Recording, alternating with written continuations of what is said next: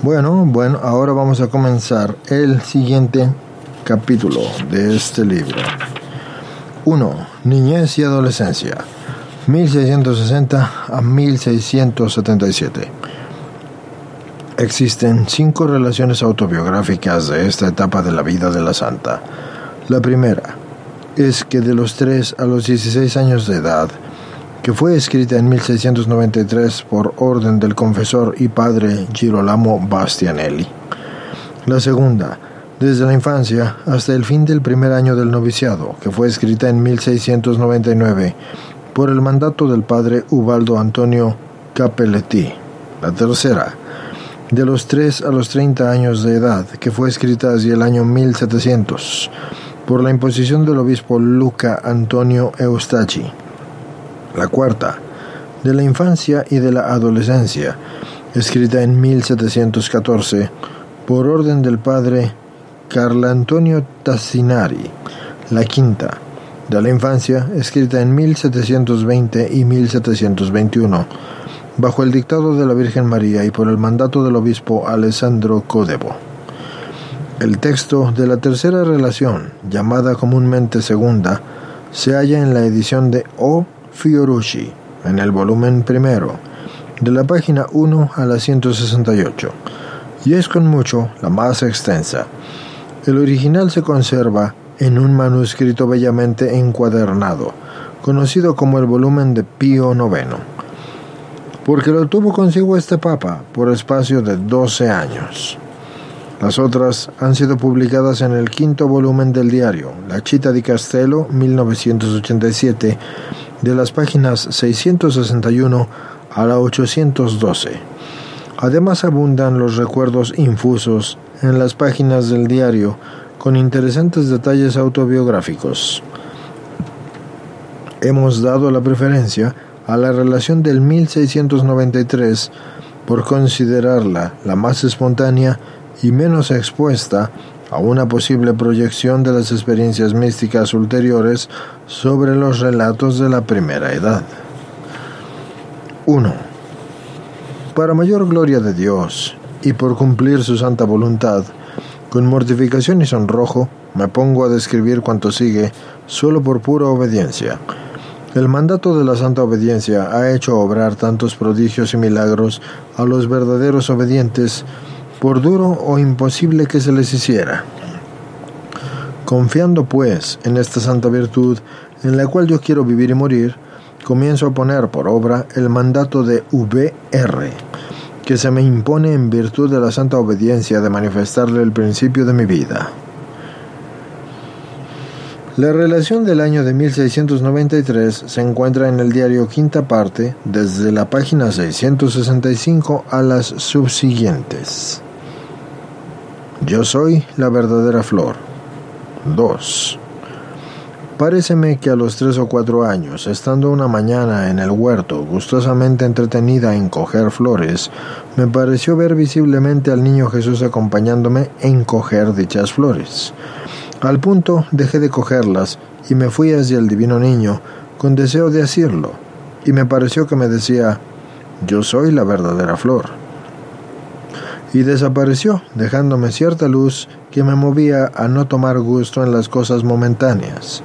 Me hallaba con la atención fija en el divino niño. Se me había grabado tanto en la mente que estaba como loca y no me daba cuenta de lo que hacía. Corría de un sitio para otro por ver si lo podía encontrar, y recuerdo que mi madre y mis hermanas trataban de detenerme para que no siguiera corriendo y me decían: ¿qué te pasa? ¿Te has vuelto loca? Yo me reía y no decía nada, y sentía que no podía estar quieta. A cada paso volvía al huerto para ver si aparecía. Todo mi pensamiento se hallaba fijo en el niño Jesús. Un bello grupo escultórico en lo que fue jardín de la familia Giuliani, hoy patio del monasterio de las Capuchinas de Mercatello, recuerda el hecho relatado por Verónica también en las relaciones de 1699 y de 1720 y 1721. En la de 1714 habla de 2 apariciones similares, una siendo pequeñita y la otra siendo algo mayor. está en la primera parte del diario, desde la página 1 hasta las subsiguientes, y en la quinta parte del diario, desde la 691 hasta las subsiguientes, y página 725, 732, 739 y también las subsiguientes. Paréceme que, asimismo, siendo muy niña, siempre que yo veía las imágenes de la Virgen y del Niño Jesús, no podía saciarme de besarlas. Y recuerdo que muchas veces, en la misma edad de 3 a 4 años, me iba delante de alguna imagen de la Virgen con Jesús en los brazos y le decía: «Dadme a vuestro hijito», y me quedaba con las manos en alto, esperando a que me pusiera en mis brazos al Niño Jesús. Y cuando los de la casa me daban la merienda, antes de comerla me iba ante la imagen y decía: «Jesús mío, venid, que no quiero comer sin vos». Y me estaba ahí un buen rato llamándolo y repitiendo: «Virgen Santísima, dádmelo». Se lo suplicaba de corazón y me parecía a veces que aquellas figuras pintadas, como estaba yo, las veía visiblemente como personas vivas, lo mismo la madre que el hijo, y tan bellas que yo me consumía de deseos de poder abrazarlas y besarlas, pero no entendía nada. Relación del año de 1700 se encuentra en el diario Primera Parte, páginas 1 y 2. Los 2 zapatitos a un pobre. 3. Una vez, estando en la ventana, vi venir a un pobre por la calle y se detuvo y me pidió limosna. Yo no tenía nada, así que el pobre se estaba allí, y yo veía que no quería marcharse. No sé cómo lo hice, porque acababa de estrenar un par de zapatos muy bonitos, y me quité del pie uno de ellos y se lo di al pobre. Y él se fue muy contento, pero después de caminar un poco volvió atrás y me dijo: «Chiquita, dame el otro. ¿Qué hago yo con este solo?». Yo me quité el otro zapato y se lo di al pobre. En aquel momento me pareció ver el rostro del pobre, todo bello y resplandeciente, pero no hice reflexión alguna.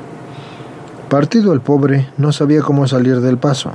Tuve miedo que nuestra madre me riñera, y no quería decir a quién había dado los zapatos. No recuerdo bien cómo acabó la cosa.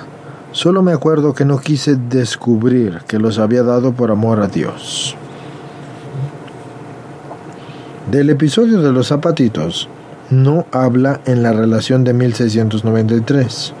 Lo menciona por primera vez en una muy breve de 1697. Hay una palpable evolución en las relaciones ulteriores hasta llegar a identificar al pobre con el Señor. Diario primero, 6, quinta parte, páginas 687 y 733. Todo cuanto podía tener a mano, fuera lo que fuera, lo daba yo a los pobres de la calle, pero yo no tenía conocimiento de que aquello fuera a hacer caridad. Paréceme recordar que cuando me pedían algo, por el amor de Dios yo no podía menos que dar lo que tenía, y no teniendo otra cosa, pues me quitaba el delantal y se los daba. Esto se dijo en una relación del año de 1699 que se encuentra en el quinto diario, desde la página 694 hasta las subsiguientes.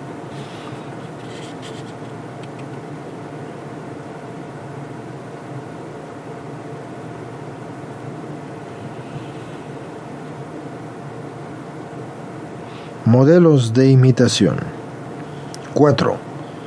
Siendo de edad de unos 3 años, al oír leer la vida de algunos santos mártires, me vino el deseo de padecer.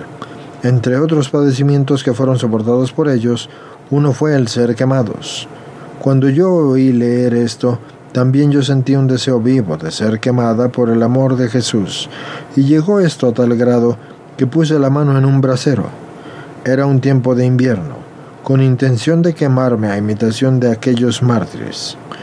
Se me abrasó toda la mano, y si no me hubieran apartado del fuego, se me habría quedado asada.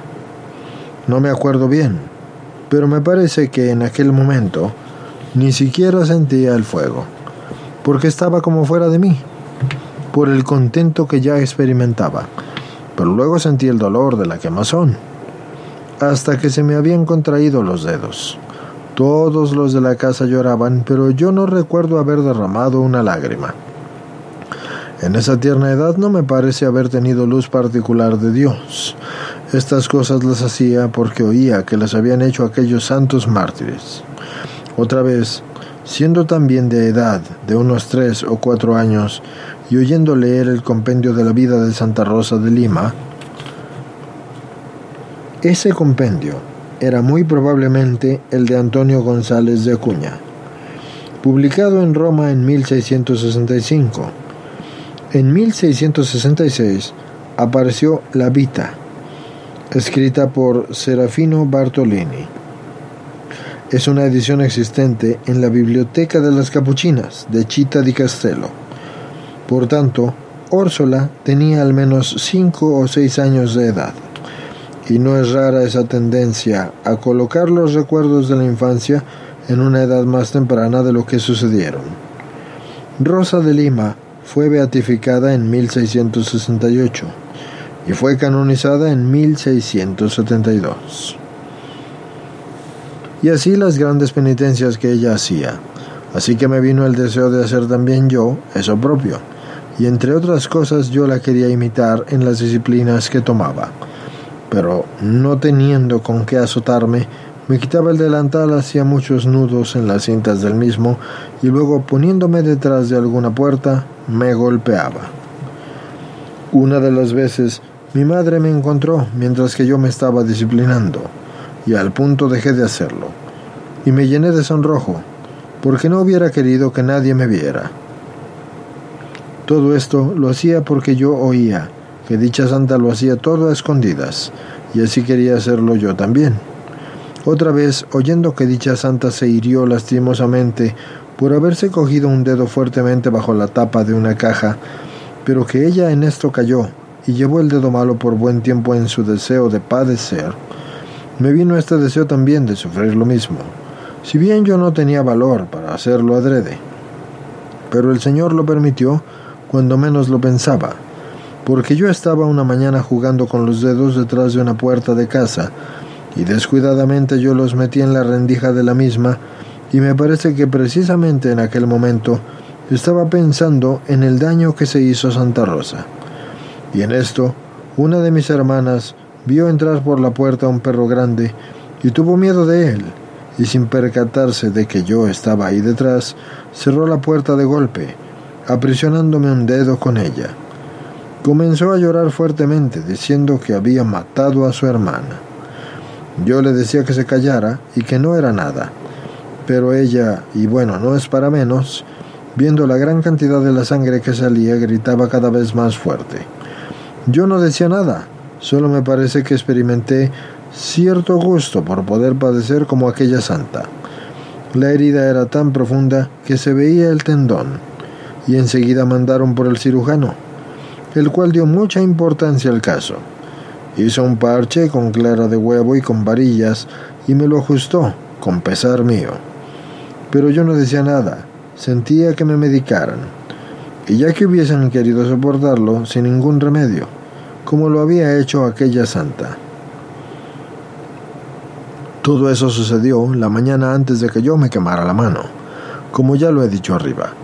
Así, mientras el cirujano me medicaba la quemadura, me preguntó cómo iba el dedo, y yo sin hablar, con la misma mano abrazada, yo me quité rápidamente el envoltorio que tenía en el dedo, y fue tal mi rapidez que el cirujano quedó sorprendido, porque no se explicaba cómo había hecho para soltarme de su mano, ya que me estaba medicando el dedo herido. Al punto comenzó el dedo a manar sangre en mayor cantidad que por la mañana, y entonces yo sentí mayor dolor, pero no decía nada. Solo recuerdo que todo mi contento era pensar en mi Santa Rosa, y lo demás no me importaba. Con todo cuanto más oía leer su vida, más ganas me venían de hacer todo lo que ella hacía, y me imaginaba que la santa estaría siempre conmigo, pero tales cosas eran ocurrencias sin ningún conocimiento. Yo las hacía solamente por oír que ella las hacía. Así, otra vez quiso mi madre cortarme las uñas de los pies, e inadvertidamente me cortó un trozo de carne. Ella se disgustó, pero yo, viendo salir la sangre, sentí alegría y le dije que no era nada, sin permitir que me aplicaran medicamento alguno. Todo eso lo hacía para imitar a mi Santa Rosa, pero no por otro motivo. Sin madre, 28 de abril de 1667. En esa edad no me acuerdo de haber sido demasiado mala, pero pienso que esto se debía únicamente a que yo era la más pequeña, por eso todos hacían por contentarme. Mi madre sobre todo me quería mucho y siempre me tenía a su lado de día y de noche. Cumplidos los 4 años me quedé sin madre y a pesar de ser tan pequeña, su muerte me dolió mucho. Aún antes de que nadie me lo dijera, rompí a llorar desconsoladamente y me acuerdo que no podían vestirme porque tan grande era mi llanto y que a la noche siguiente yo no quise ir a la cama porque no estaba ahí mi madre. Para calmarme, me dieron una virgen con el niño Jesús al cuello, así que me sentí toda gozosa. Llevaba esa imagen a donde quiera que iba y me parecía a veces que el niño se reía conmigo. Después me quitaron esa imagen y para quitarme, porque ya lloraba, al no poder tenerla conmigo, me dieron un niño de cera metido en una caja. Y era él toda mi dicha, porque lo llevaba conmigo a todas partes. Ocupada en hacer altarcitos. 6. Hacia los 5 años comencé a hacer altarcitos y hubiera querido que todas mis hermanas hicieran lo mismo que hacía yo, pero todo esto lo hacía yo sin sentimientos ningunos, porque simplemente eran cosas infantiles. Benedetta Giuliani murió el 28 de abril de 1667. Orsola tenía por tanto 6 años y 4 meses. Más aún, hacía esa travesura cuando yo las veía leer o rezar, y estaban haciendo así el oficio de la Virgen, y yo las molestaba de 1000 maneras, a fin de que dejaran aquello y vinieran a hacer altarcitos conmigo. Esto no lo hice solo de pequeña, sino también de mayor, y a esta le hacía una trastada, y a esta le hacía la otra, y no sé a qué se debía, porque pienso que a la bondad de las hermanas, ya que cuanto más yo las traía crucificadas, más me querían ellas, y no solo ellas, sino todos los de la casa. Yo era voluntariosa, cuando quería una cosa no dejaba en paz a nadie, hasta salirme con la mía. Era la más pequeña, pero quería estar sobre todos, y que todos hicieran lo que a mí me agradaba. La verdad es que me contentaban en todo. La madre había muerto, el padre se hallaba fuera del pueblo. Volvió cuando yo tenía 7 años. Me quería tanto, que no acertaba a dejarme en casa, sino que quería llevarme consigo y me hacía grandes promesas. Pero yo no quise ni poco ni mucho ir, sino era con todas las demás hermanas. Así es que me quedé con ellas y el padre se marchó nuevamente. Comencé de nuevo a hacer mis altarcitos y no hacía otra cosa en todo el día, y gastaba tanto aceite y tantas candelas que a veces me venía el escrúpulo, pero no me importaba, multiplicaba mis hurtos cada vez más. En mi afán de hacer dichos altarcitos cometí una falta notable. Robé por 2 o 3 veces algunos pedazos de madera y no me confesaba de ello, antes bien pensaba que no fuera nada. Mi vivir era comer, beber y dormir, de trabajo lo menos posible. Todo el tiempo disponible lo empleaba en hacer los altarcitos, y mi gusto era lograr que mis hermanas vinieran allí a hacer oración. Yo también me ponía a hacerla con ellas, aunque no hacía otra cosa que estar en compañía de ellas.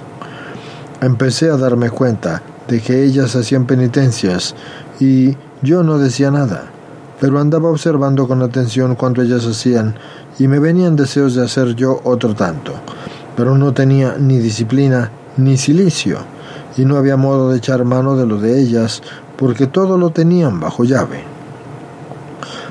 Pasé mucho tiempo con esos deseos. Ciertamente todo eso no procedía del espíritu. Creo que si deseaba hacer todo aquello, era solo porque se los veía hacer, pero no por otro motivo.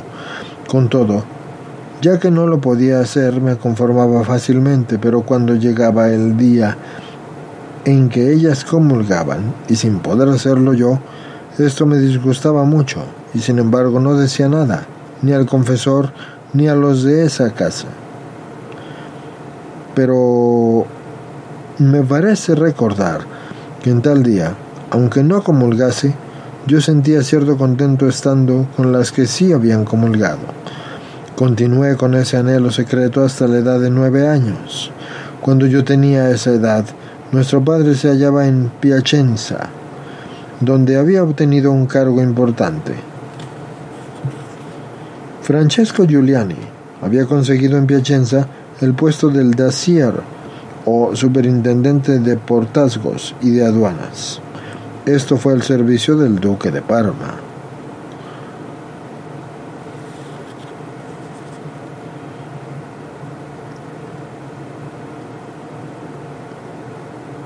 Por ello, escribió a uno de nuestros tíos para que llevase allá a toda la familia, y así se hizo. Luego de llegar dio la orden de que anduviéramos vestidas como lo requería su rango social, y nos proveyó de numerosa servidumbre. ¿Podéis imaginar? Yo no me hallaba en tales grandezas. Ya estábamos acostumbradas a un estilo más ordinario sin semejante rumbo señoril, pero no había otro remedio, y la verdad es que yo hallaba gusto en ello. Además, nuestro padre quería que yo me presentase más adornada que las otras, y con mucha más frecuencia me atraía ahora o una vanidad, u ahora otra. O me quería tanto, o cuando estaba en casa me quería siempre a su lado. Todo esto me agradaba, pero comencé a presentir que él no estaría dispuesto a consentir en que yo fuera monja, y me decía que yo había de casarme, y que mientras él viviera, no quería que yo lo abandonara. Yo, al oír esto, me entristecía grandemente, ya que sentía cada vez mayor deseo de hacerme monja, y con todo estaba tranquila en la seguridad de que mi padre cambiaría de idea, pero era todo lo contrario. Primera comunión, 2 de febrero, número 7. Yo repetía que la idea de hacerme monja no me abandonaría nunca, ya que estaba pensada y persuadida de que desde que yo conocí el bien y el mal, este anhelo había estado siempre fijo en mí. Y por otro lado yo veía como todas mis hermanas se estaban preparando para lo mismo. Ellas, por cuanto yo lograba observar bajo aquellas galas, llevaban ásperos cilicios y comulgaban con más frecuencia. Yo ansiaba todo aquello, pero me veía tan mala que no tenía el valor para decirle al confesor que me diera también a mí la comunión. Por fin, una mañana se lo dije y me respondió que con gusto me hubiera contentado, pero que era demasiado niña. Con todo, añadió que me examinaría y que, entre tanto, yo me fuera preparando. ¿Podéis imaginar mi contento? Le dije al confesor que, como cosa suya, mencionara a los míos lo de mi comunión, pero que no les dijera en manera alguna que la idea partía de mí. El caritativo confesor lo hizo así, y tuve la impresión de que él mismo deseaba que yo comulgase. No sé si había cumplido ya los 9 años, creo que no, pero estoy en duda. En realidad, contaba con 9 años y algo más de un mes, porque consta que la primera comunión de Órsola fue el 2 de febrero de 1670 y el 27 de diciembre de 1669 había transcurrido y había cumplido los 9 años.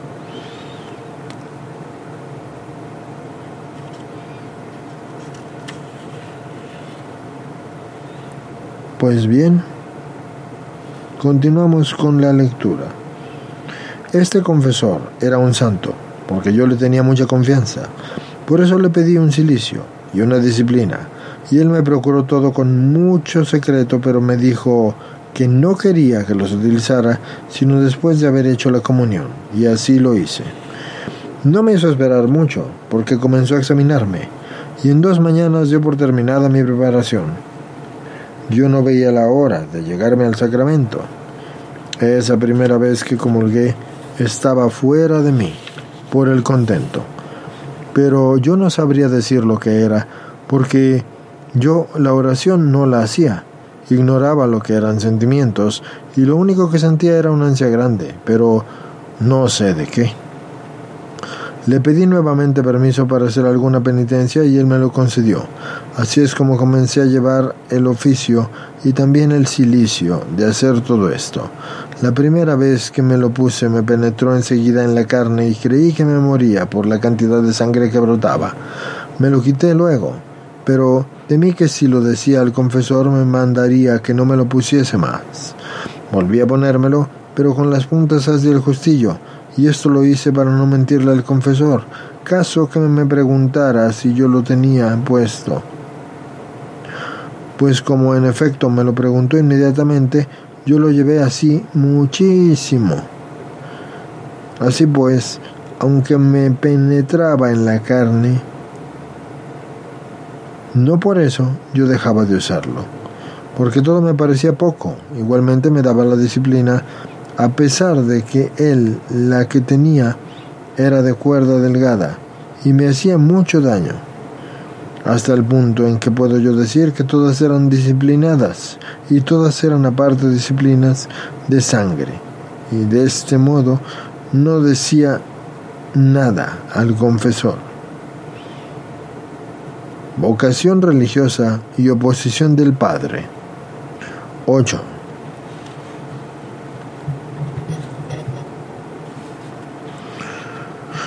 A medida que crecía en edad, aumentaba en mí el deseo de hacerme monja. Yo lo decía, pero no había uno solo que me creyese, porque todos me llevaban la contraria.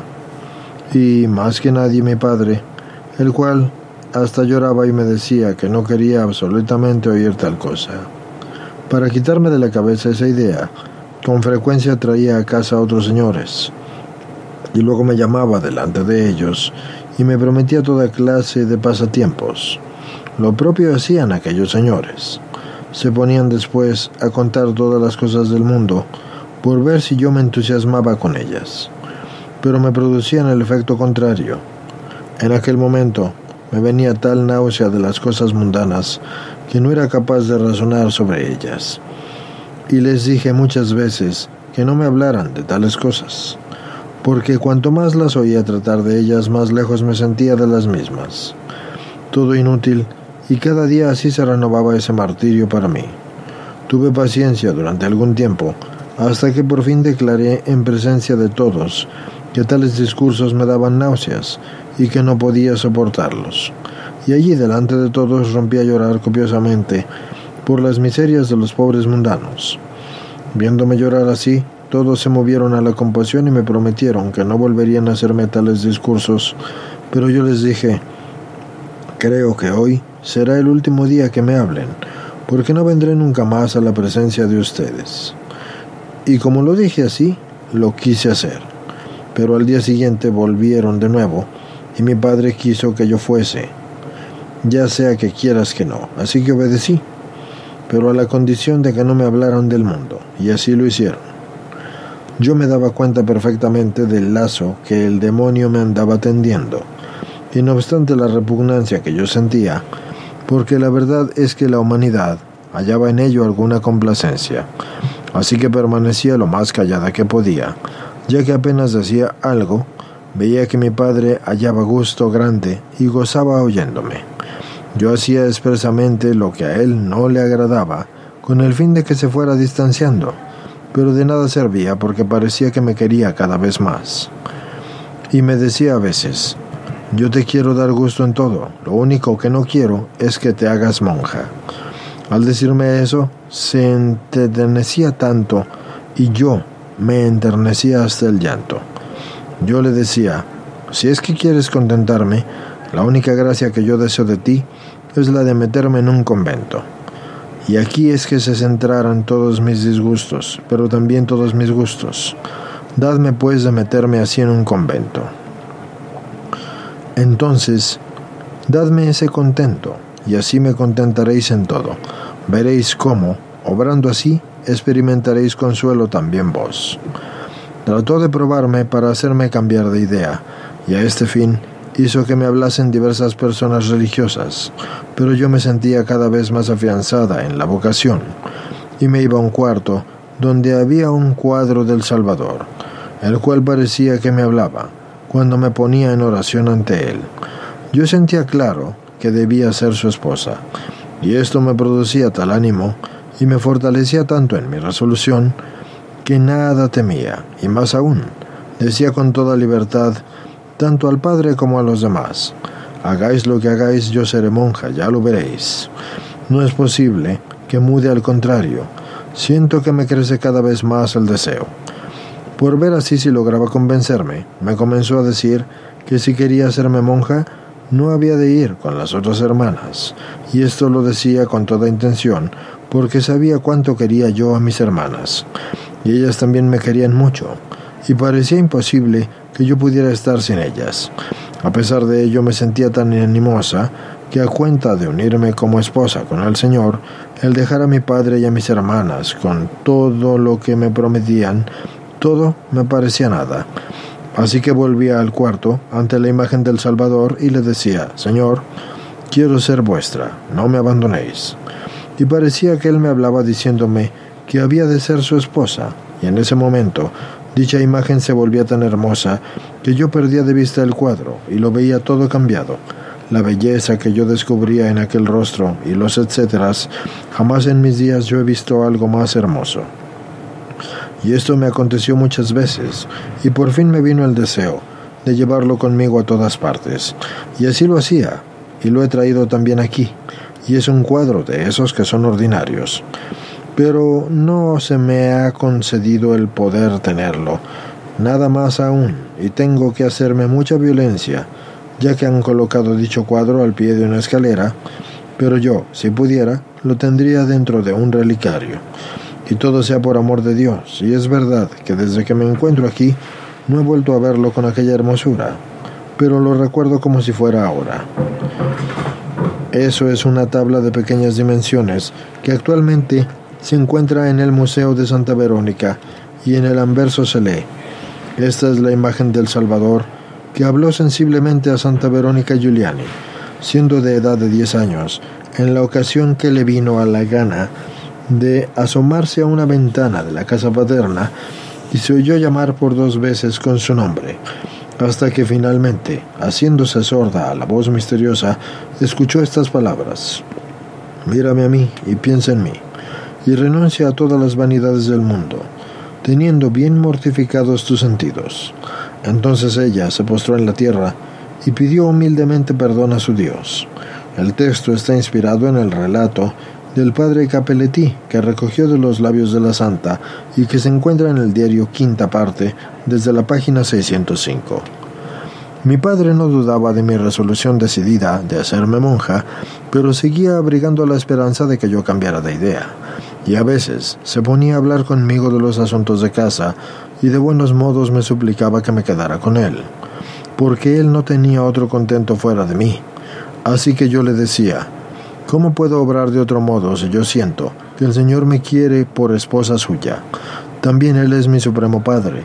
No solo se debe obediencia, y yo le debo obediencia a Él, sino que también tú debes de someterte a su voluntad. Él quiere que le hagas esa donación. Después y todo, no haréis más que darle lo que Él mismo os ha concedido, porque yo no soy más vuestra, sino que soy toda de mi Señor. Y al oírme hablar así, se enternecía y a veces rompía a llorar, diciéndome: tienes razón, también yo estoy contento de que sigas al Señor. Te quiero contentar también a ti, y te haré monja. Y cuando hablaba así, yo me sentía llena de alegría. Me gustaba que me mirasen. 9. Yo quería muchísimo a mi padre, pero procuraba no demostrárselo para que no me impidiera mi anhelado deseo. Me contentaba en todo y bastaba que le pidiera cualquier cosa para que me la concediera. Es cierto que a veces yo sentía el impulso de mortificarme y mostraba no encontrar gusto en todo aquello que podía ser de mi agrado, tratando así de contrariar lo que la humanidad apetecía. Y todo eso lo hacía, pero no sé cómo, ya que no recuerdo haberlo hecho con el sentimiento. Querían que yo condescendiera con las vanidades y sentía que la humanidad se inclinaba a ello, pero al mismo tiempo sentía el impulso de mortificarme y de no admitir tales frivolidades. Se me ofrecían cosas inútiles y tan atrayentes que si bien experimentaba desagrado cuando me ponían algún adorno y no dejaba de sentir luego cierta complacencia. No creo con todo haber pecado en ello, ya que me daba cuenta de que era cosa natural. Si bien, andando el tiempo, poco a poco me ocasionó gran daño, puesto que al crecer en edad me gustaba que me miraran. Pero en cuanto me venía este pensamiento, luego venía también el padecimiento, y por mi parte no condescendía en nada. Había en nuestra casa un joven pariente nuestro que me hacía mucho daño, y si bien pienso que se debiera a mi poca virtud y poca mortificación, porque lo cierto es que no me dejaba vivir en paz. Ahora me llevaba al huerto a pasear con él o conversando sobre cosas del mundo. O ahora ya me traía embajadas de uno o de otro y me decía que esos tales querían casarse conmigo. Y yo le decía, a veces llena de cólera, o te callas o me voy. Deja de traerme tales embajadas, porque yo no conozco a ninguno y no quiero a ninguno. Mi esposo es Jesús, este quiero, este es mío. Y a veces me traía algún ramo de flores y yo ni siquiera quería tocarlo y lo hacía tirar por la ventana hacia afuera. Todas estas cosas me ayudaban a conocer mejor los engaños del mundo. Si hubiera podido apartarme de este joven lo hubiera hecho, pero si lo hacía, hubiera sido en perjuicio de su alma, ya que cuando iba fuera de casa las hacía de todas clases. Luego se dio a varias formas de juego y lo mismo hice yo. Fue este joven quien le enseñó el arte de la esgrima, y como ella lo refería más tarde a su confesor, la interrupción de esos juegos que tanto le divertían se debió a una nueva llamada de la voz invisible. Esto está escrito en el diario Quinta Parte, página 606. Aquí cometí muchas faltas, ya que con mis artimañas muchas veces yo engañaba a todo el que jugaba conmigo, y no lo hacía con malicia, alguno me salía en no sé cómo en el hacerlo. Las travesuras de Orsolina. 10. Mis hermanas eran tan buenas que no tenían ánimo para hacer cosa alguna por su cuenta. Cuando les venía, por ejemplo, el deseo de mandar fuera algo a escondidas de los mayores, yo les proporcionaba el modo de hacerlo. Entre las otras cosas que yo hacía, era una la de dar cosas ocultas a otras. Y en concreto una vez di varios almudes de trigo y también algunos platos y candeleros de latón. Y de esto tuve mucho escrúpulo, ya que de esos platos y de los candeleros se dieron cuenta y así culparon a una criada, y yo no quise decir nunca que había sido yo, porque si bien hice que dicha criada no padeciera nada y logré que no le despidieran, como ya había decidido. Travesuras como esa yo las hice de todas clases, y fui la causa de también el hecho de que las hicieran mis hermanas. Hacía muchos actos de caridad, pero creo que todo era sin fruto, porque frecuentemente lo hacía más por vanidad que por el amor de Dios. La verdad es que cada vez que veía a los pobres, me movía a compasión y no podía menos que darles alguna cosa. Asimismo, cuando venía algún religioso por limosna, yo tenía encargado a la criada que me llevara consigo para poder besarle la mano y darle la limosna personalmente. En hacer esto sentía gran contento y me parecía ver a nuestro Señor cuando los veía a ellos. Siendo de unos 12 años de edad, me parece que más de una vez me venía el deseo de ponerme a hacer oración mental, pero no sabía cómo hacerlo. Así que preguntárselo al confesor me parecía un despropósito, puesto que bien sabía él de mis travesuras, y yo pensaba que semejante ejercicio era solo para personas buenas y entregadas a la práctica de la virtud, pero yo no descuidaba en mí, sino la volubilidad y ligereza, y dejé pues de andar las cosas atenta a seguir con mis altarcitos. Es verdad que mientras los hacía, sentía a veces cierta aplicación interna. Cuando yo los terminaba me ponía de rodillas y me estaba así por mucho tiempo. Pero no sé qué es lo que hacía, estaba como fuera de mí. Sentía un contento tan grande que a veces hubiera continuado sin cuidarme de comer ni de nada. Me venían algunos deseos de hacer que todas las personas alabaran y honraran a Dios, y corría a llamar a mis hermanas para que vinieran a cantar conmigo, y me contentaban, y yo experimentaba en eso gran consuelo en ello. En cuanto llegaba a casa, mi padre, yo lo llevaba también a él, y hasta conseguía que hiciera alguna devoción. Cuando llegaba el tiempo de la Santa Navidad, no cabía en mí de alegría más de una vez, porque mientras miraba al niño reclinado en el pesebre, me parece haberle visto lleno de resplandores. Así que me atraía a cierta unión con él, pero no sé cómo era. Y esto no lo he manifestado nunca a ninguno, porque no sacaba de ello ningún fruto, porque luego volvía a mis acostumbradas niñerías. En los días que comulgaba, todo mi placer era estar junto a mi altarcito, y a veces, a pesar de que no sabía hacer oración, me hallaba con la mente tan recogida en Dios que me parecía sentir al Señor dentro del corazón de un modo especial. Entonces me ponía a hacer un poco de oración, y cuanto más estaba, más hubiera estado. Yo tenía cierta luz interior sobre la voluntad de las cosas del mundo. Incluso me venían impulsos a dejarlo todo, y yo no conocía otro bien fuera de Dios. Y todo esto me conformaba cada vez más en mi resolución de hacerme religiosa. Cometí muchos yerros. 11. El ansia de padecimientos me parece que la tuve desde pequeña y también de mayor, pero no me servía de ningún provecho. Apenas salida de allí, incurría al momento en alguna falta y me las arreglaba para hacer rabiar a alguno. Llegaba a tanto mi atrevimiento que la criada y el doméstico me temían a mí más que a ningún otro de casa. Yo lo veía y a veces por puro gusto mío les mandaba cosas que no eran en manera alguna necesarias. Y no obstante me obedecían en todo. Una de las veces di un bofetón a una criada porque me pareció que hizo una acción que no era del todo buena, y me vino un celo tan grande de la ofensa de Dios que la reñí mucho y luego no la quise ya en casa. Dije a mi padre que la despidiera sin decirle la causa, y él lo hizo sin más. He tenido siempre un escrúpulo de esto, ya que habría podido enmendarse, y se podía haber usado de caridad con ella. Y de estas cosas no me confesaba, sino que al contrario me parecía haber obrado rectamente. Era tal mi osadía que no había uno que pudiera conmigo.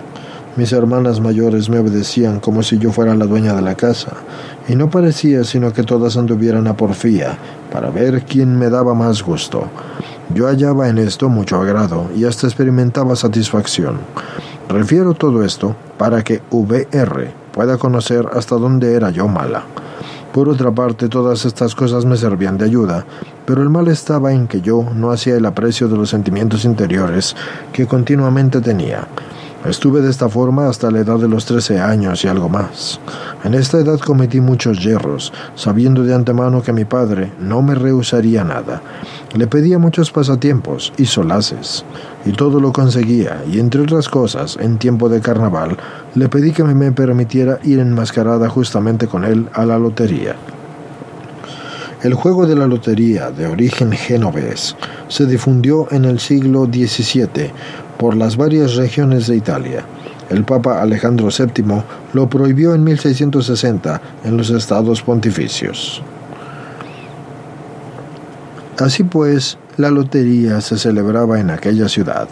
Inmediatamente me contentó, y yo no me detengo a referir todo, ya que me parece haber escrito otras veces sobre esto, y así pues paso a otras cosas. Un día, por ejemplo, me vestí de hombre e hice que todas mis hermanas hicieran lo mismo. Gocé mucho al verme vestida así y me hice ver de varias personas. Todo lo hice sin reflexión alguna, pero más tarde pensé que por ese comportamiento mío aquel día pude haber sido la causa de alguna ofensa a Dios. Sentía el impulso de no volver a hacerlo, pero tengo que confesar que después lo hice más veces, y siempre con el mismo impulso, y lo digo todo para que ustedes sepan hasta dónde fui yo ingrata a Dios, y no le correspondí a tantos reclamos suyos. Oración mental y penitencias. 12. A los 14 años comencé a hacer oración mental, bajo la guía de mi confesor, que me enseñaba caritativamente a hacerla. Este confesor, distinto del que tuvo en Piacenza, era don Vincenzo Ambroni, que murió en 1727 y era canónigo de la Collegiata de Mercatello.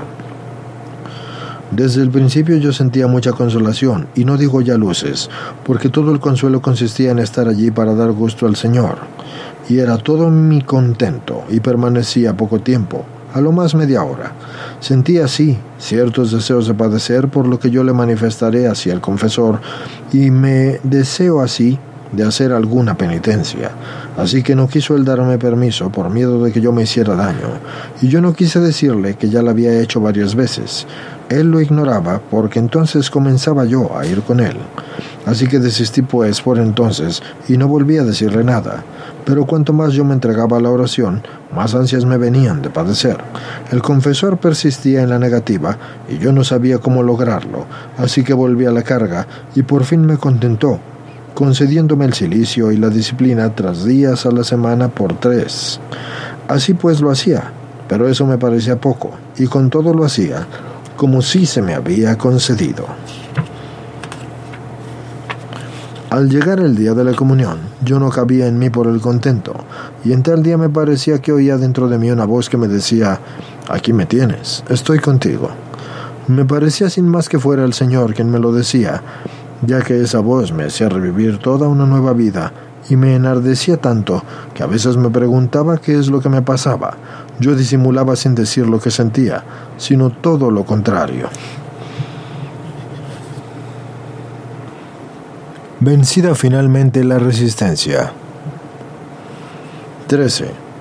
Habíamos regresado ya a la patria, pero no estábamos en nuestra casa, sino que todas las hermanas fuimos hospedadas en casa de un tío nuestro, que tenía 2 hermanas, ambas buenas, y además una sobrina. Todas nos amábamos como madres y hermanas. El tío era el médico Rassi, pariente de los Mancini, nombrado por Francesco Giuliani, y curador y tutor de su hermana Verónica y de las hijas Verónica y su sobrina Chiara Giulia.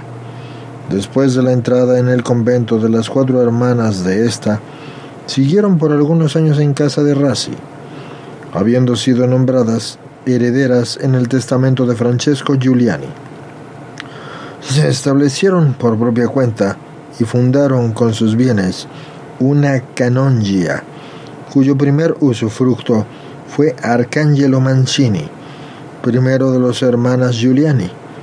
Verónica Giuliani y la tía murió en 1700, y Chiara Giulia, que se había quedado en casa debido a un defecto físico, murió el 17 de junio de 1701.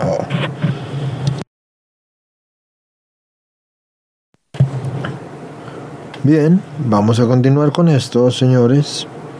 El tío era muy extravagante y nadie se arriesgaba a decirle nada. Yo, que era la más atrevida, aparentaba no tener temor, pero la verdad es que sí le temía. Tenía de bueno que cuando yo hacía algo, él no decía nada. Prevaliéndome de esto, abusé en no pocas cosas, pero me cuidaba bien de decirlo a alguien. Mis hermanas mayores habían entrado ya en el convento. Las 3 hermanas tomaron el hábito en el convento de Santa Clara de Mercatello, el mismo día, 4 de febrero de 1676, y profesaron el 7 de febrero de 1677.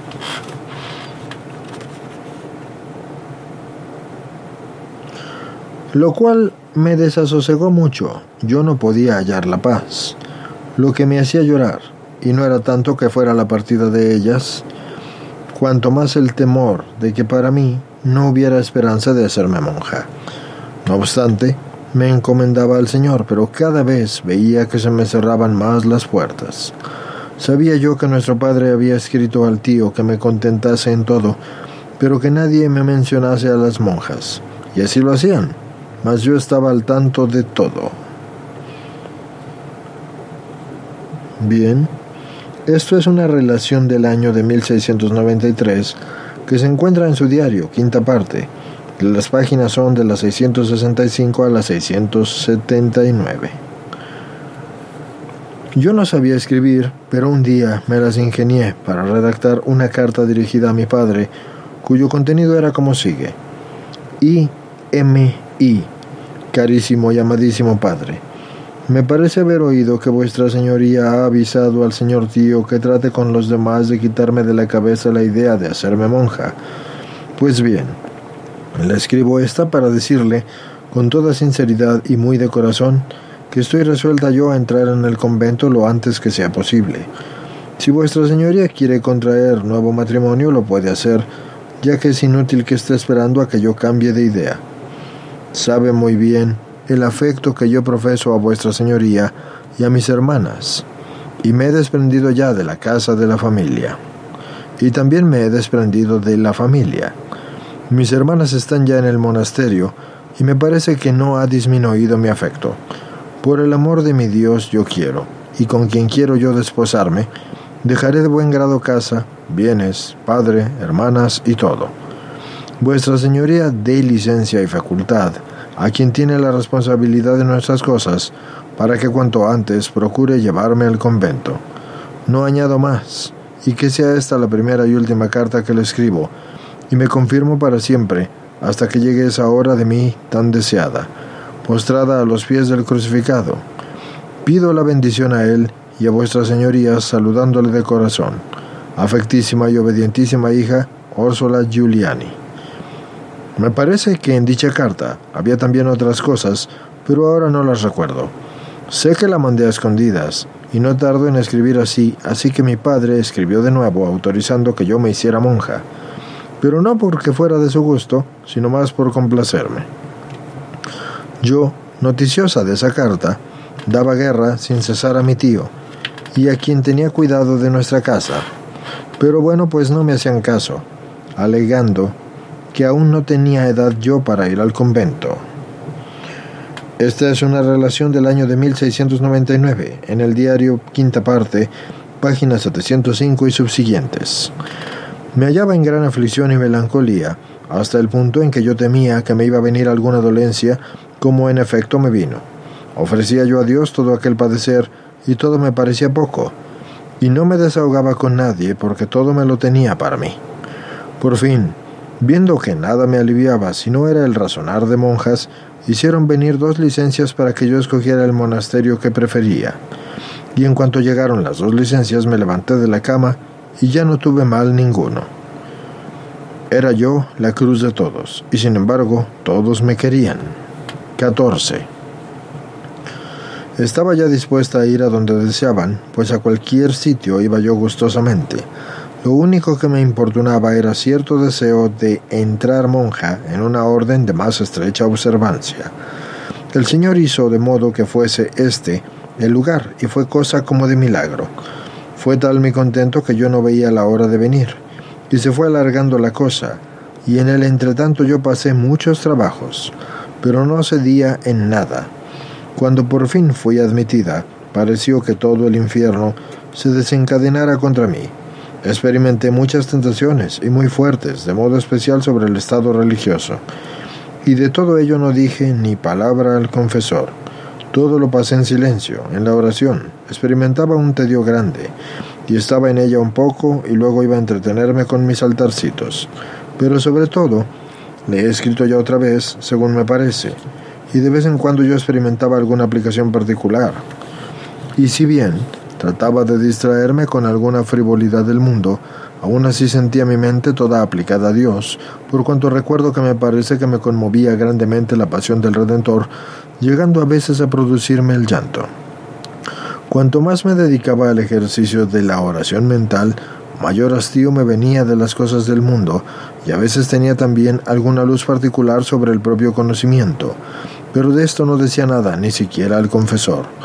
Lo cierto es que tales luces me hacían entrar cada vez más por el camino de la oración. Para no ser observada, yo decía a la criada que me llamara por la mañana temprano, y así lo hacía, y yo me levantaba al punto, y estaba varias horas en la oración, pero yo no sabría decir qué es lo que hacía en ella, porque solo puedo decir que al salir de la oración sentía un cierto fervor. y me hubiera yo puesto a hacer todas las faenas de la casa, pero esto me estaba prohibido, ya que temían que cualquier cosa me iba a hacer daño. Pocas veces yo salía de la oración sin que el Señor me dijera internamente que había de ser su esposa. Todo esto me mantenía firme en mi resolución de hacerme monja, un anhelo que iba siempre en aumento. A veces, al llegar a alguna solemnidad, sentía como una llama en el corazón, la cual me parecía que me enardecía toda. No hallaba espacio y echaba a correr por la casa como loca, haciendo reír a los demás. Pero mi mayor gusto era el hacer los altarcitos. Si bien en casa de mi tío yo no tenía comodidad para hacerlos tan frecuentemente, nunca dejé de hacerlos. Para el trabajo no me sentía muy inclinada, si bien es verdad que me hacía en una hora lo que otra en un día. No me cuidaba de que me enseñaran labor alguna, pero todo cuanto veía hacer, me daban ganas de hacerlo yo también, y así lo hacía. Era yo la cruz de todos, y sin embargo no sé por qué, todos me amaban y me querían más que a las otras. A veces me detenía a reflexionar sobre esto, pero no podía explicármelo. Nadie me reñía, y eran tantas las diabluras que les hacía. Era de natural colérico, por cualquier cosa me venía el enojo, y era tan grande que a veces pataleaba como los caballos. Creedme que todo lo hacía por maldad, porque no había motivo para ello. Muchas veces se me ponía en la cabeza una cosa y quería que se hiciera como a mí me gustaba. Sentía los reproches interiores e impulsos de mortificarme, pero yo no hacía caso. Me parecía que cuando me ponía a hacer oración, el Señor me amaestraba sobre lo que Él quería de mí, y yo lo atribuía a mi imaginación, pero volvía yo a sentir lo mismo, y esto me hacía mucho bien, y comencé a acostumbrarme al silencio, que me ayudaba mucho para estar aplicada introduciéndome en la práctica de la oración, así a pesar de que me cuidaba poco de la mortificación. Y de esa forma, poco a poco me fui aficionando al padecer, y muchas veces me levantaba de noche para hacer un poco de oración, y en ella tenía alguna aplicación particular, pero no creo que fuesen recogimientos. Pasé con todas estas cosas que yo he dicho los 2 últimos años que permanecí en el siglo, o sea, los años 14 y 15 de mi edad, y al mismo tiempo cultivaba las vanidades y muchas veces yo sentía la satisfacción en ellas, pero me venía luego el reproche interior, que no me dejaba en paz hasta que no comenzaba a sacudir de mí ciertas frivolidades con las cuales yo condescendía. Combates interiores y exteriores. 15. Repetidas veces fui requerida para el matrimonio, pero siempre di la negativa. Más aún, esos tales me mandaban embajadas, pero yo no quería ni siquiera escucharlas. Iba a quien me decía tales cosas y le reconvenía fuertemente y le decía que hiciese saber a los tales que el esposo ya lo había yo hallado y que nunca más me apartaría de él, y que éste era Jesús. No podía salir de casa sin que luego me vinieran siguiendo, lo cual me disgustaba mucho porque me parecía que hacían la parte del demonio. Pero yo no les hacía caso, así que me ponía con los ojos fijos en un libro u oficio, y ellos seguían allí, hasta que yo regresaba a casa. Es cierto que después de que fui aceptada como monja, el tentador no dejó de hacer su parte en ese punto, y me tentó mucho. A donde quiera que yo iba tenía aquellos jóvenes en la mente, y cualquier cosa que hiciera los tenía fijos en mi imaginación. Todo esto me ocasionaba la pena y el sufrimiento, pero lo que más me inquietaba era que nada decía al confesor. Él quería que yo comulgara frecuentemente, pero yo temía acercarme a la Sagrada Comunión con todas esas cosas, y aún así lo hacía. Iba a comulgar y conocía que el Señor me daba fuerza grande y me hablaba al corazón diciéndome: «Estate tranquila, eres mía. Yo quiero que tú padezcas y luches, pero nada temas». Todo esto me llenaba de gozo y hacía por vencerme en todo y por no ceder en nada. A veces experimentaba algún combate entre la humanidad y el espíritu, pero en cuanto a lo recuerdo, la humanidad recibía siempre la negativa en todo. Únicamente me parece que cuando dichos jóvenes me cortejaban y hacían todo lo posible por conquistarme, a mí me venía alguna complacencia de ello cuando me enteraba, pero no recuerdo que fuera permanente ni siquiera voluntario. Con todo eso, me producía mucha pena y veía que quería inquietarme. Procuraba seguir adelante con la mayor paz que podía. Había momentos en que los combates eran intensos, y entonces me iba a un cuarto yo sola, y allí me desahogaba con el Señor diciéndole lo que me sucedía. Redoblaba mis ruegos y le pedía la gracia de que no me abandonara, y le decía con toda la fe que podía: Señor, bien sabes que soy tu esposa. Haz pues que no me separe de ti, y desde ahora para siempre me abandono en tus manos. Aquí me tienes, pronta, a cuanto tú quieras de mí. Soy tuya, y lo demás no me importa. Añadía otras cosas que ahora no recuerdo, y por eso es que no las escribo.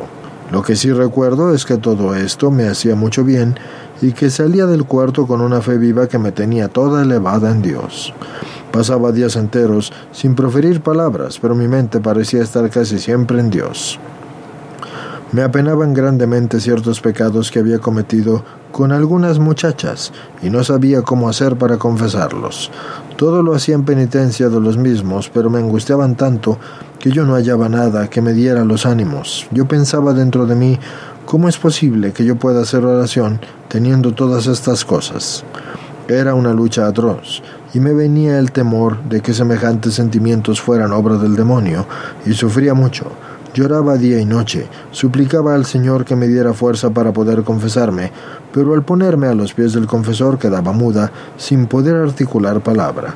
Todo lo que hacía era en motivo de angustia, y sobre todo la comunión y la confesión. Yo no podía recogerme en la oración, porque toda mi mente estaba ocupada en eso. Padecía agonías mortales, y entre tanto no me resolvía. Tenía la esperanza de que en el convento los confesaría enseguida, pero sucedió todo lo contrario. Pasaron nada menos que 5 años antes de que yo confesara nada sobre estas cosas. Dios solo sabe lo que yo padecí, y no podía verme con este santo hábito encima, y me parecía que estaba en desgracia de Dios, y no hacía más que llorar, pero a nadie le decía nada. Esta relación del año es de 1693, está en la quinta parte de su diario, de las páginas 679 a las 682.